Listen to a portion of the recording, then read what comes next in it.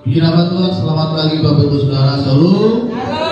Kita kembali dapat datang berkumpul beribadah di gereja kita pagi hari ini. Semua karena anugerah yang Tuhan nyatakan dalam hidup kita. Mari kita buka kitab kita di dalam kitab Kolose pasalnya yang ketiga. Jangan baca dari ayat yang pertama sampai dengan ayatnya yang keempat. Kitab Kolose pasalnya yang ketiga, ayat pertama sampai dengan ayatnya yang keempat. Demikianlah firman Tuhan. Saya akan membacakan bagi kita semua. Karena itu, kalau kamu dibangkitkan bersama dengan Kristus, carilah perkara yang di atas, di mana Kristus ada. Duduklah di sebelah kanan Allah, pikirkanlah perkara yang di atas, bukan yang di bumi. Sebab kamu telah mati dan hidupmu tersembunyi bersama dengan Kristus di dalam Allah. Apabila Kristus yang adalah hidup kita menyatakan diri kelak, kamu pun akan menyatakan diri bersama dengan Dia di dalam kemuliaan. Saudara terkasih dalam nama Tuhan, tema firman Tuhan pagi hari ini adalah pikirkanlah perkara yang di atas. Rasul Paulus menyampaikan nasihat kepada jemaat-jemaat di Kolose di pasal yang ketiga ini. Dia katakan yang pertama kepada mereka, carilah perkara yang di atas, kemudian pikirkanlah perkara yang di atas. Perkara yang di atas adalah, saudara, bagaimana kita memikirkan tentang hal-hal yang berhubungan dengan kemuliaan Tuhan dan tentang kehidupan kita di surga nanti. Bukan kita memikirkan tentang apa yang harus kita lakukan di dunia ini. Bukan kita memikirkan tentang kedagingan dan hawa nafsu kita. Tetapi Paulus menyatakan kepada jemaat di Kolose, carilah semua hal yang berhubungan dengan kemuliaan Tuhan. Saudara, kehidupan orang yang percaya yang telah diselamatkan oleh Kristus harus memikirkan perkara surgawi. Bukan hanya kita memikirkan perkara dunia ini saja, saudara. Tanpa disadari kadang kita terjebak dalam hal-hal duniawi saat ini. Kita lebih memikirkan bagaimana pekerjaan kita. Kita lebih memikirkan bagaimana keuangan kita. Kita lebih memikirkan bagaimana kita menjadi orang yang hidup sukses nanti. Kita lebih memikirkan bagaimana kita mencari jabatan yang lebih tinggi, mencari kekuasaan lebih tinggi, mencari popularitas yang lebih banyak. Bahkan, saudara, dalam pelayanan kita sekalipun, kadang-kadang kita lebih memikirkan keduniawiannya daripada kesurgawiannya. Kadang kita melayani gila hormat agar dilihat oleh banyak orang, agar dikagumi oleh orang lain. Oh, khotbahnya bagus, oh pujiannya bagus, oh musiknya bagus, sehingga kita dihormati orang. Sehingga perkara surganya tidak ada, kemuliaan Tuhan tidak ada. Itu juga yang membuat kadang pelayanan kita ini bersifat duniawi. Oleh sebab itu, kadang kita hidup dengan harapan-harapan dunia, bahkan di dalam kedagingan kita saat ini. Oleh sebab itu, saudara, firman Tuhan menguatkan kita. Marilah kita pikirkan perkara yang di atas. Kita menyelaraskan pikiran dan hati kita seperti apa yang menjadi kehendak Tuhan dalam diri kita. Kita harus bertindak sesuai dengan pikiran dan tindakan Kristus yang kita lakukan bersama-sama dengan Kristus, dengan Yesus di dalam kehidupan kita. Kita melakukan dengan ketaatan dan kesetiaan kepada Yesus. Itulah perkara-perkara yang di atas. Sehingga ketika Tuhan datang menjemput kita, kita sedang berada di dalam kemuliaan Tuhan. Itulah yang diajarkan Rasul Paulus kepada jemaat-jemaat di Kolose. Dan itu juga yang kita lakukan saat ini sebagai jemaat-jemaat Tuhan yang berada di tempat. Pikirkanlah perkara yang di atas. Amin. Oleh sebab itu, apa yang harus kita lakukan supaya kita bisa melakukan perkara-perkara Tuhan, perkara-perkara surga, hal-hal yang berhubungan dengan kemuliaan Tuhan? Yang pertama, saudara, seseorang, kita harus memiliki hubungan yang intim dengan Tuhan. Di dalam kitab Yohanes 15 ayat 15 dikatakan demikian, saudara. Aku tidak lagi menyebut kamu lagi hamba, sebab hamba tidak tahu apa yang diperbuat oleh tuannya. Tetapi aku menyebut kamu sahabat, karena aku telah memberitahukan kepada kamu segala sesuatu yang telah kudengar dari Bapa. Yang pertama adalah kita harus memiliki hubungan itu dengan Tuhan. Yesus berkata kepada murid-muridnya, saya tidak menyebut kalian ini sebagai hamba, sebagai budak, karena budak tidak tahu apa yang akan dilakukan oleh tuannya. Tetapi aku menyebut kamu sebagai sahabat, karena sahabat mengetahui apa yang akan dilakukan oleh sahabatnya yang lain. Kenapa Yesus bisa berkata mereka adalah sahabatnya? Karena hubungannya dengan murid-muridnya sudah semakin dekat. Hubungannya semakin intim lagi, saudara, sehingga Tuhan tidak segan-segan berkata mereka adalah sahabat. Jika kita memiliki hubungan yang intim, berarti kita sudah memiliki hubungan pribadi dengan Tuhan. Kita sudah bisa bertemu muka dengan Tuhan. Kita berada dalam kehangatan dan kenyamanan hubungan kita dengan Tuhan. Saking dekatnya Tuhan kita dengan Tuhan, kita semakin mengerti dan mendalami, mengetahui apa yang menjadi kehendak Tuhan dalam hidup kita. Saudara, beribadah dan bersekutu adalah dua hal yang berbeda. Orang Kristen boleh saja beribadah dengan rajin kepada Tuhan, tetapi tolak ukurnya bukan seberapa rajin dia beribadah. Tolak ukurnya adalah seberapa dekat, seberapa dalamnya persekutuan kita dengan Tuhan. Ada banyak orang rajin ke gereja tapi melakukan dosa. Ada banyak orang rajin ke gereja tapi melakukan perzinahan. Ada banyak orang datang ke gereja melayani Tuhan, tetapi hidupnya masih terbelenggu oleh kuasa gelap. Tolak ukurnya sekarang adalah bukan seberapa rajin kita beribadah, tetapi seberapa dalam dan dekatnya persekutuan kita dengan Tuhan saat ini.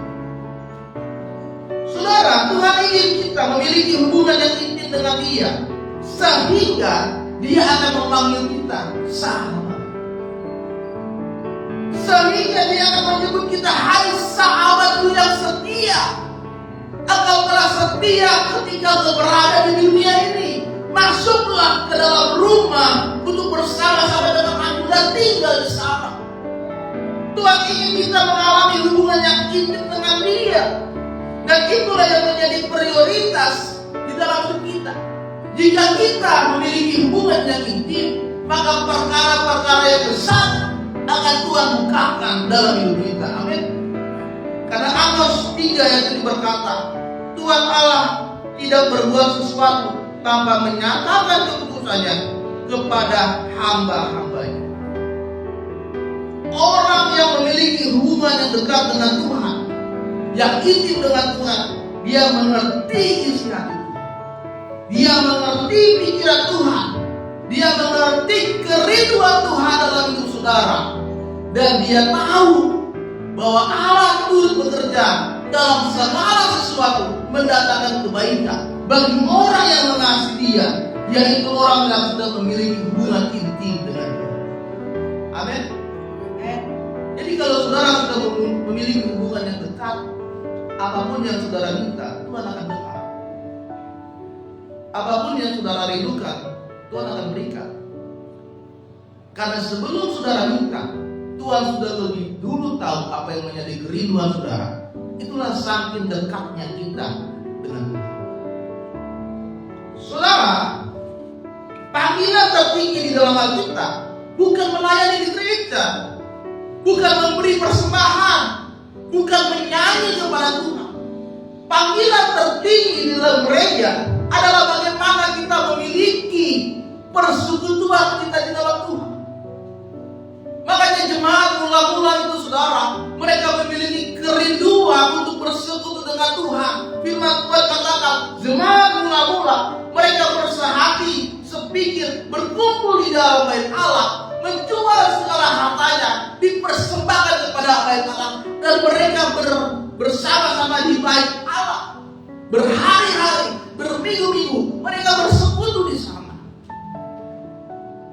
Itulah bagaimana orang yang memiliki hubungan intim dan membangun persekutuan dengan Tuhan. Di dalam perjanjian lama, arti doa itu, saudara, dalam bahasa Ibrani adalah mengusap wajah Tuhan. Arti doa itu di dalam terjemahan yang lain di perjanjian lama, artinya adalah mengusap wajah Tuhan. Seorang anak kecil, seorang anak balita itu paling senang kalau dia itu memegang wajah orang tuanya. Ketika dia sedang tidur, ketika dia akan tidur, dia paling senang itu memegang wajah orang tua. Tuhan juga senang jika kita bersekutu dan memegang wajah Tuhan di dalam doa kita. Semakin sering kita berdoa, semakin kita mengenali bagaimana rupa Tuhan dalam hidup kita. Makanya anak bayi itu, saudara, dia memegang wajah orang tuanya, dia mengenali, oh ini ternyata wajah orang tua saya. Oh ini wajah bapak saya, ini wajah mama saya. Jadi ketika ada orang lain yang menggendong dia, bukan orang tuanya, dia akan nangis. Karena dia sudah mengenali wajah orang tuanya. Demikian juga kita, kalau kita sudah mengenali bagaimana rupa Tuhan, kehendak Tuhan, dan ada orang lain yang ingin memisahkan kita dari Tuhan dengan alasan apapun, kita akan sedih dan kita akan kembali untuk mengenali orang tua kita, mengenali Tuhan kita, kembali kepada Tuhan kita, sehingga kita tidak lari dan tidak jauh dari Tuhan. Saudara, banyak orang yang salah dalam berdoa. Banyak orang itu berdoa hanya sekedar meminta dan melaporkan kepada Tuhan ketika mereka sedang punya masalah. Kalau punya masalah, doanya itu kencang sekali, teriak-teriak, bisa berjam-jam mereka berdoa. Tapi setelah masalahnya selesai, tapi setelah ketika Tuhan sudah memberkati hidupnya, mulai malas berdoa.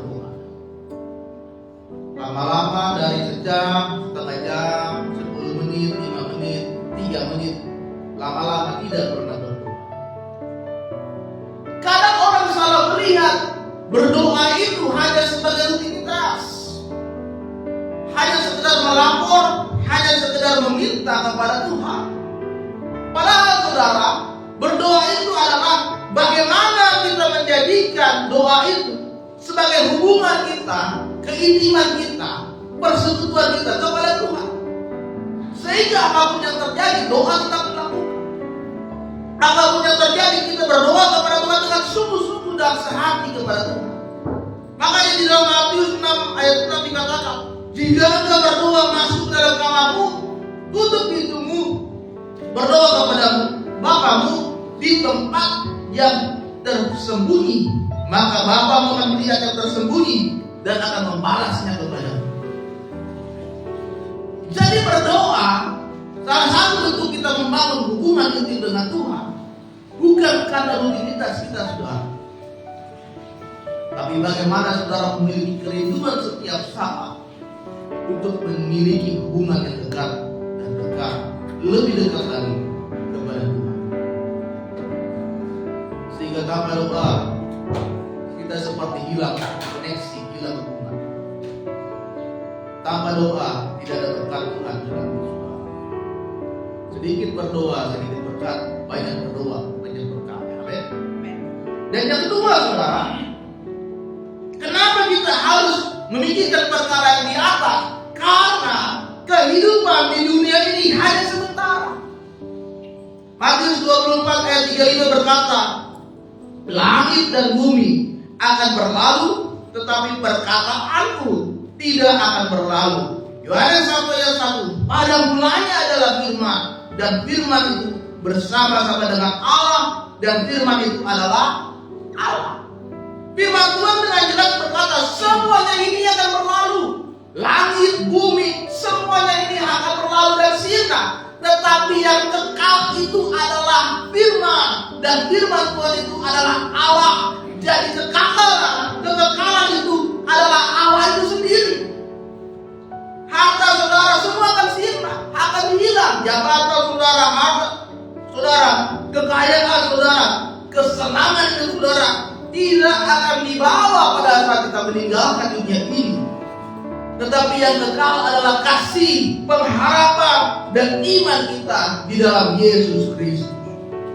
Saudara terkasih dalam nama Tuhan, dikarenakan hidup kita ini sementara, berarti kita harus lebih lagi belajar menghargai, mengutamakan hubungan kita dengan Tuhan, bukan mengutamakan hubungan dengan dunia ini.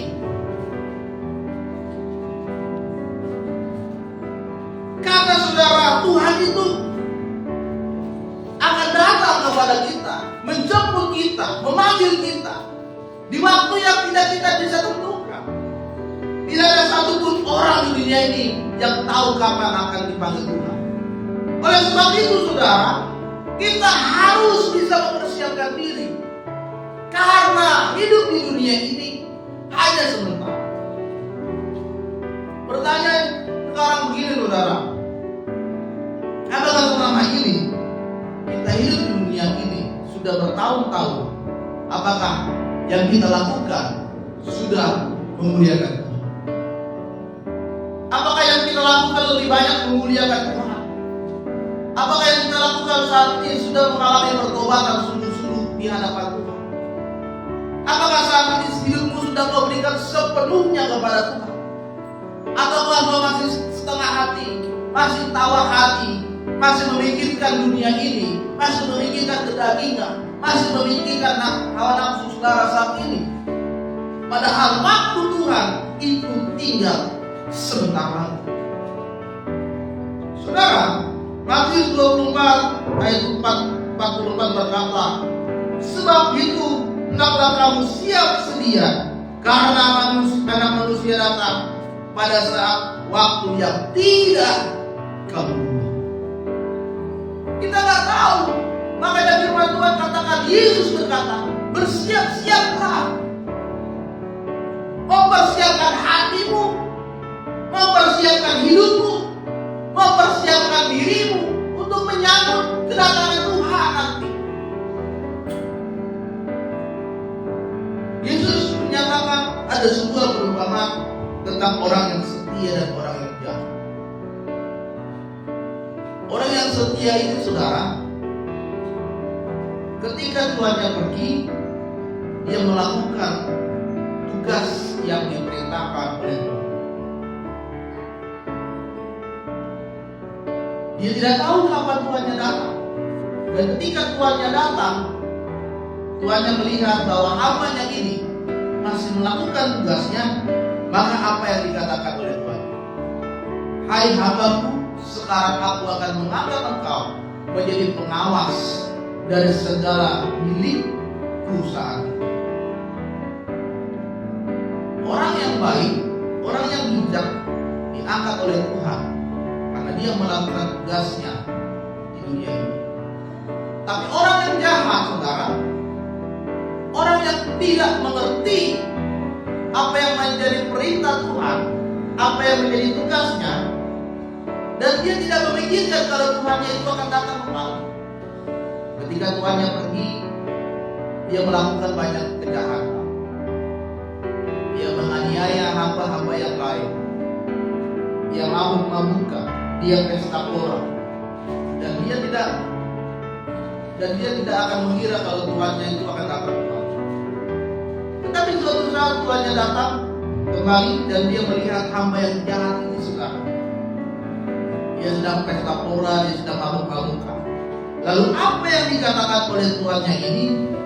Tuhan ini membunuh hambanya ini dan memasukkan kepada orang-orang yang munafik ke dalam tempat yang penuh dengan gertak dan jin. Saudara, saat ini ini Tuhan sedang melihat bagaimana kehidupan kita. Apakah saudara saat ini menjadi hamba yang baik itu? Atau saudara menjadi hamba yang jahat?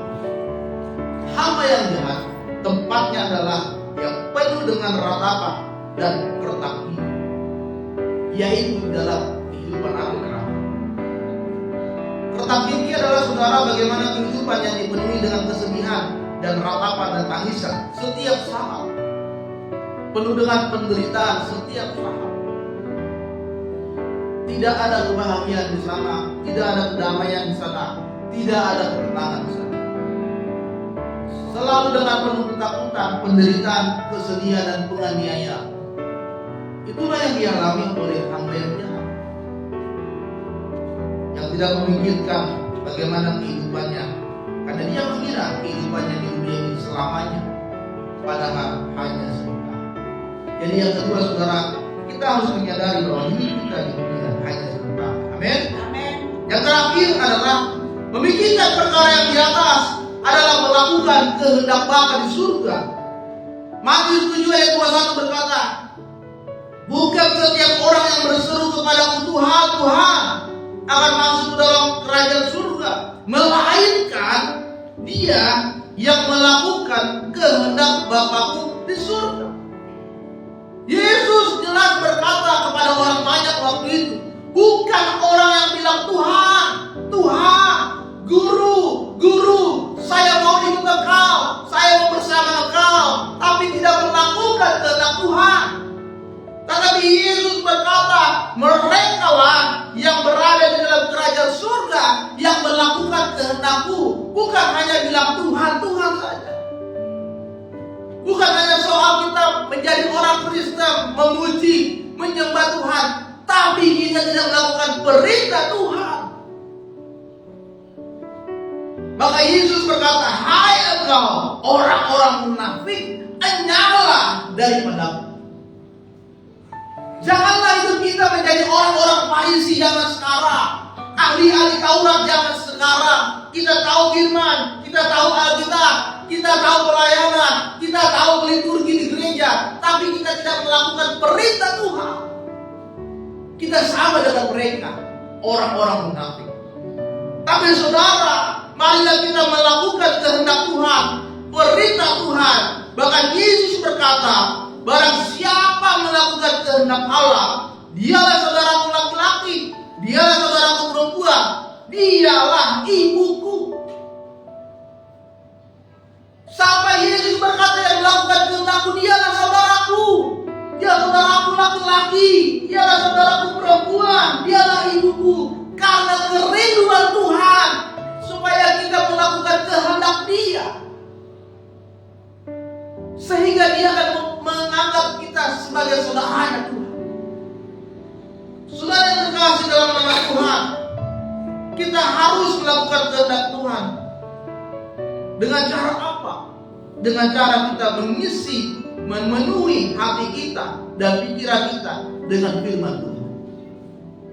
Setiap firman yang ditabur, setiap firman yang direnungkan akan membuat setiap tindakan, perkataan, perbuatan, apapun yang kita lakukan itu selaras dengan yang Tuhan inginkan dalam hidup saudara.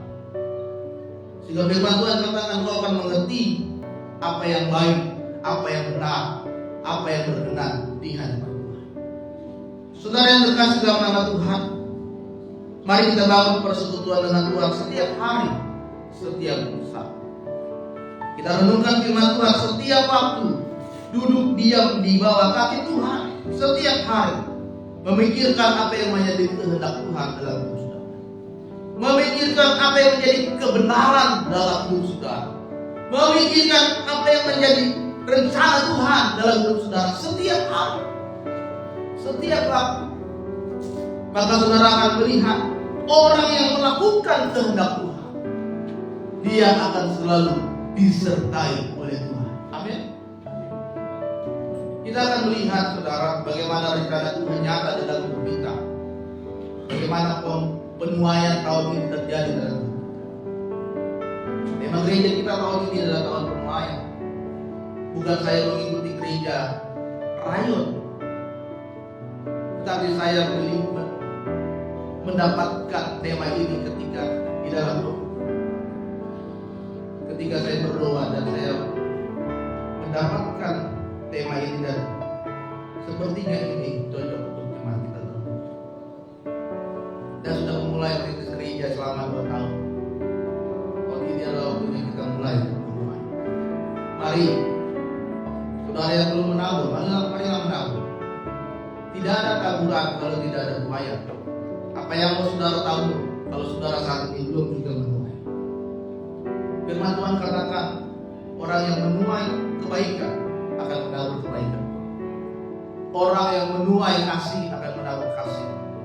Tetapi orang yang menabur kejahatan akan menuai kejahatan. Orang yang menabur dosa akan menuai dosa.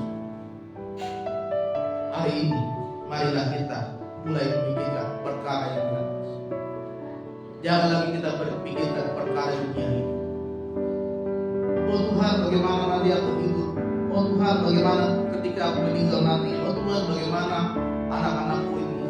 Oh Tuhan, bagaimana pekerjaanku? Tuhan, aku mau begini, mau pekerjaan yang bagus, aku mau uang yang banyak, aku mau jabatanku semakin naik. Tuhan, fokus kita bukan di situ. Fokus kita adalah bagaimana kita semakin dekat untuk menuju kekekalan bersama dengan Yesus. Amin.